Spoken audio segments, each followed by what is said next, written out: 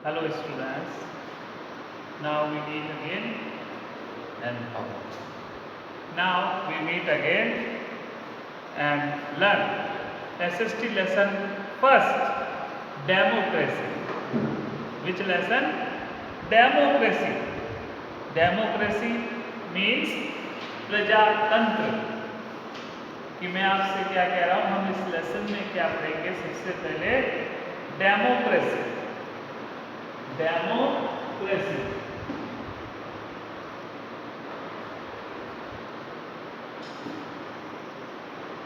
Democracy democracy. अब जहां पर डेमोक्रेसी है वहां पर एक चीज इसके साथ जुड़ी रहती है, और वहां पर उसके साथ जुड़ने वाली सबसे बड़ी चीज है उस देश का कॉन्स्टिट्यूशन। कौन सी चीज जुड़ी हुई है? कॉन्स्टिट्यूशन। डेमोक्रेसी के साथ फर्स्ट थिंग जो है वो कौन सी चीज है? Constitution.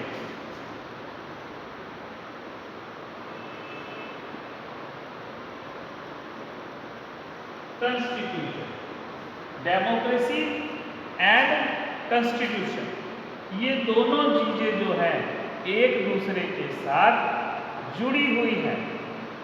The Indian constitution and democracy, क्योंकि हम जानते हैं भारत एक डेमोक्रेटिक कंट्री, भारत एक प्रजातांत्रिक राष्ट्र, और every democratic country needed constitution. और कॉन्स्टिट्यूशन हम देखते हैं दो हैं, एक written constitution, written constitution and unwritten.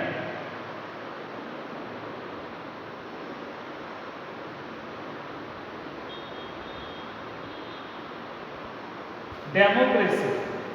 और हम दूसरा चीज जो देखते हैं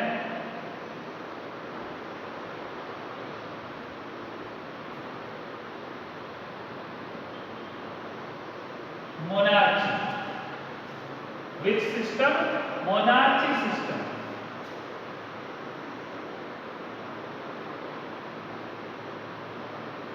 तो हम जो देखते हैं इंडियन कॉन्स्टिट्यूशन, और Indian constitution has our written constitution.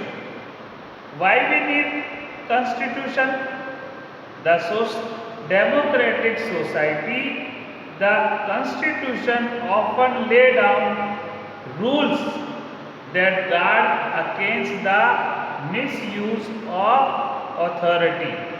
कि जो हमारा संविधान है वह संविधान क्या करता है? किसी भी देश के नागरिकों के हितों की रक्षा करता है।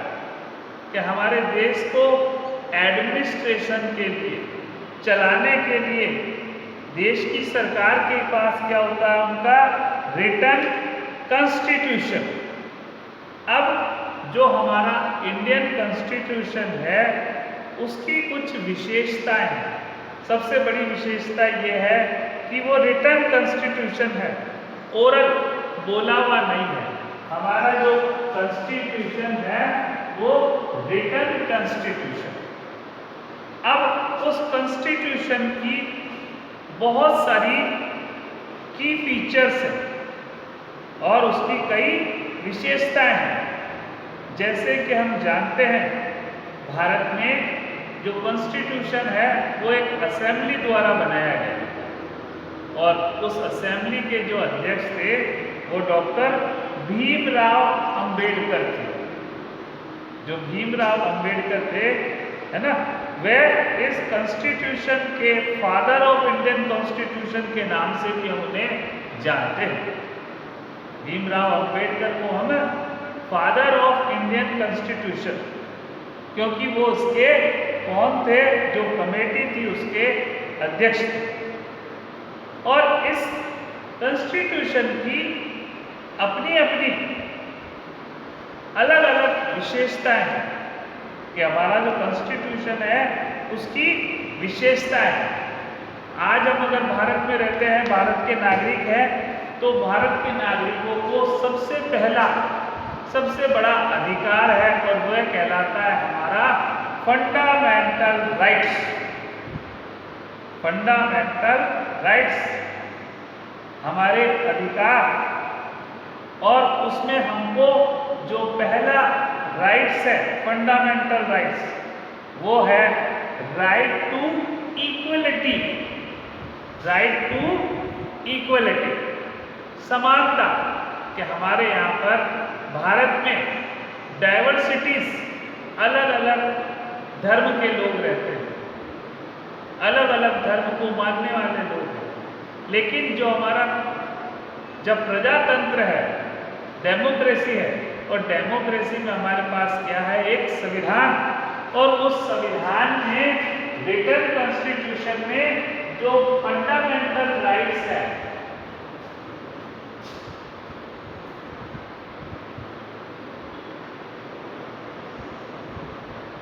फंडामेंटल राइट्स, और पहला फंडामेंटल राइट्स हमारा है right to equality.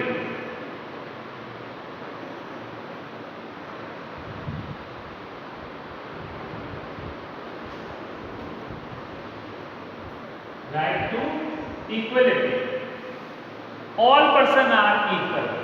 Right to equality, all person are equal in all person are equal in our country before the law. Before the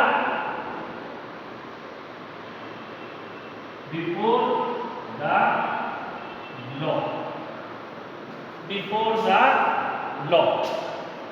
This means that all persons, कि equality का मतलब है समानता, और यहाँ पर चाहे कोई से भी धर्म का व्यक्ति हो, चाहे वो अमीर हो, गरीब हो, चाहे वो राजस्थान में रहता हो, पंजाब में रहता हो, चाहे वो अरुणाचल प्रदेश में रहता हो, लेकिन उसको समान अधिकार। This mean that all person shall B equal protected by the law of the country. कि हमारे देश में एक संविधान, और उस संविधान के अनुसार सब लोग बराबर हैं। It also state that no citizen can be discrimination against on the basis of religion, caste और सेक्स।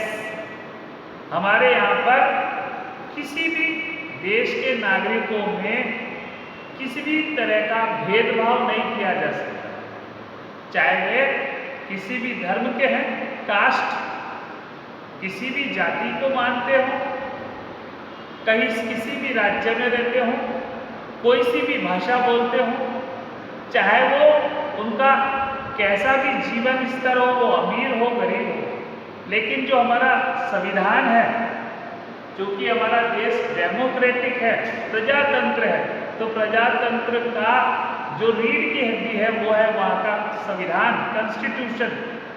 और संविधान में लोगों को, नागरिकों को क्या दिए हैं, fundamental rights.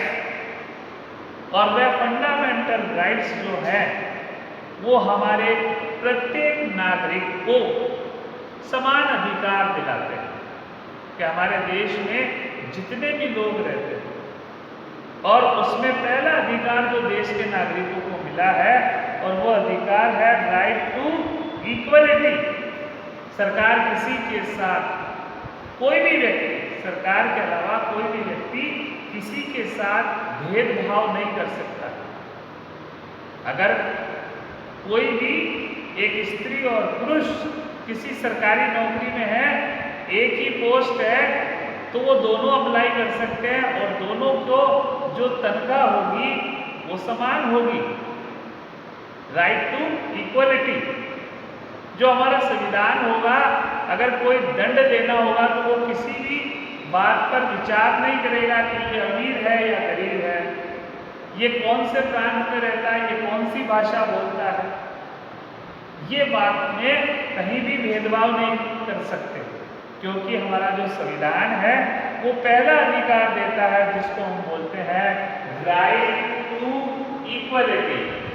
Second fundamental rights जो है right to freedom, right to freedom.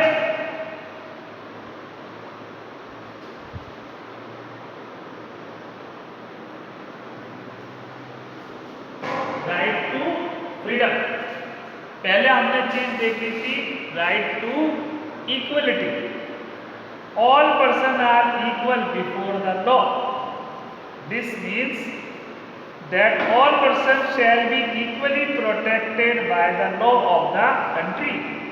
देश के द्वारा बनाया गया संविधान सबको समान अधिकार देता है, किसी भी तरह के कोई भेदभाव नहीं। दूसरा जो हमारा अधिकार है स्वतंत्रता का अधिकार, और स्वतंत्रता का अधिकार भारत में प्रत्येक नागरिक अपने विचार व्यक्त कर सकता है, कोई से भी अपने विचार, अपनी विचारधारा रख सकता है। This include the right to freedom of speech and expression, कि जो हमारा फ्रीडम स्वतंत्रता है, और ये इसमें दो चीजें इंक्लूड है, freedom of speech, freedom of speech and freedom of expression, freedom of expression, freedom of expression.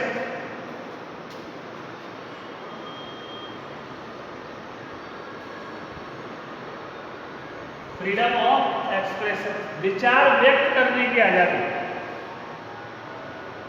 और दूसरी बात है, यहां पर प्रत्येक व्यक्ति एसोसिएशन क्या बना सकता है, संस्था।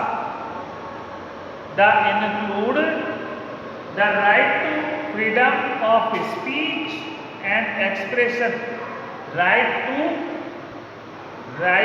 फॉर्म एसोसिएशन, संस्था बनाने की। The right to move freely and reside, प्रत्येक नागरिक भारत के किसी भी राज्य में रह सकता है, वह कोई सा भी अपने जीविकोपार्जन के लिए कार्य कर सकता है। हमने दो राइट्स देखे, और वो दो राइट्स, पहला था right to equality and right to freedom. और हम अब नेक्स्ट कट में आगे हमारे पास जो भी फंडामेंटल राइट्स है उनको देखेंगे। आप लोग इसको रिवाइज करिए, तब आपको ये लर्न होगा और समझ में आएगा। Thank you.